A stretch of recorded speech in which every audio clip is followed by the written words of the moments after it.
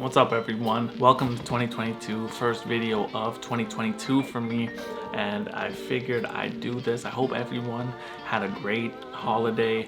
Hope Christmas was great. Hope you got to spend some time with your family. I know it's still really weird times and there's so many restrictions on everything that you can do, but I hope you got to hang out with your family, and I hope that you made the time the best that you could. Currently, I think I have COVID.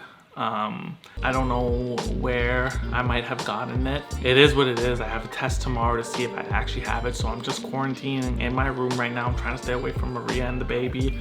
Don't want them to get sick, but it's weird. I don't feel too sick, just a little tickle in my throat, a little warm I feel, but I don't have a fever or anything, so we'll keep you posted on that as well, and we'll go from there. But what I want to talk about today is the new article that came out that highlights what Cmhc is trying to do to slow down this hot housing market that we're currently in. So the article that I'm talking about is right here. Hopefully it pops down, whatever, but it's right there, and it basically highlights a couple measures that they're looking to do to hopefully slow down the GTA, the Greater Toronto Area market. As you know, the last few months have been insane, and the market has been going up.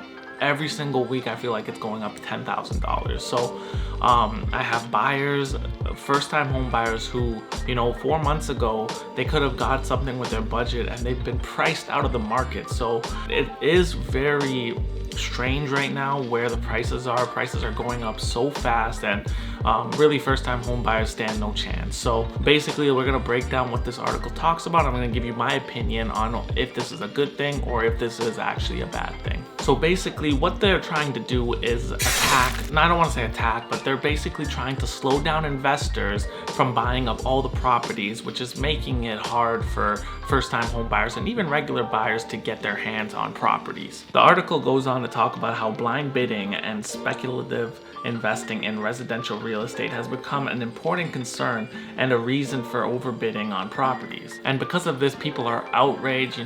Everyone's blaming the government for inflation, and they're trying to do whatever they can to slow this down to take some of the heat off of them. Obviously, this is coming from the governing body, so they're gonna say whatever they can, and they're gonna claim that whatever these things are, they're gonna help slow down the market, but there's no telling if this is actually gonna work, and there's no telling if this is actually gonna be implemented anyways. And this article was just released today, January 12th, and there hasn't been any more information or any other guidelines on how they're going to do this, but basically what they're stating is that they're going to try and increase the investor down payment from what it is now, 20%, which was brought in 2010 and 2016. They're talking about raising it by 5 to 10 to even 15% max, which would then make it a 35% down payment for investors, hoping that that would stop them from investing in so much real estate that is buying up all of the land, all of the properties that these first-time home buyers could be getting. The article also talks about how they're looking at stopping people from using home equity lines of credit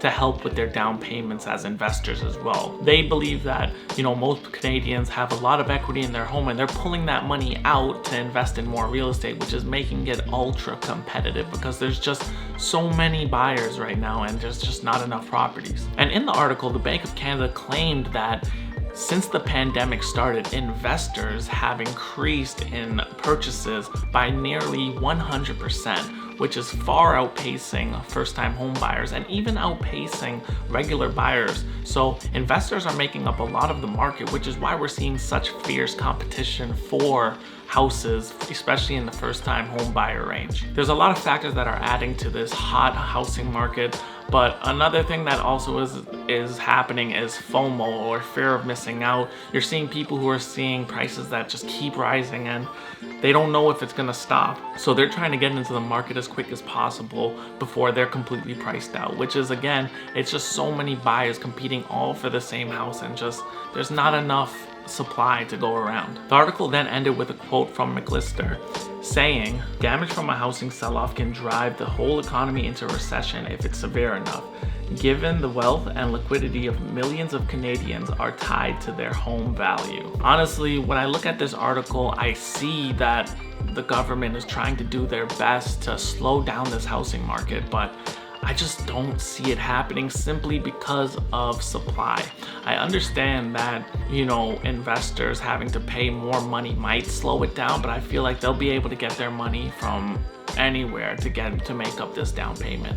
And so many people are going to vote against it and are going to be against it that they might change it back quicker than possible. Because look, if prices are going to go down, sellers are going to stop selling, and then you're going to be left in the same situation where there's a low supply and buyers are all going to be still competing for whatever houses are on the market. To have a healthy market, you need steady transactions, a lot of transactions, which are going to level out things. And until we get the supply up, I just don't see it happening, because there's just too many buyers right now. We live in such a hot housing market that it's just going to continue to rise until the supply catches up. And honestly, with lumber prices going up, the holidays are just happening, construction is slow right now, so they're not building at a pace that's fast enough.